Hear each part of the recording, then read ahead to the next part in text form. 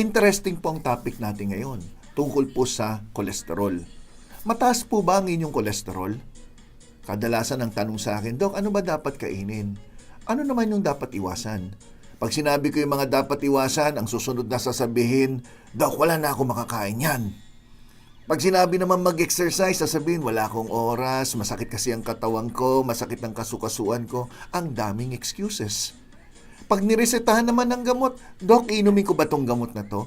Dok, pwede ko bang tanggalin? Pwede ko bang bawasan? Ang dami pa ring rason. Pero sa ating pag-uusapan ngayon, sasabihin ko ngayon yung mga dapat kainin, hindi dapat kainin, anong klaseng ehersisyo, pati yung mga gamot.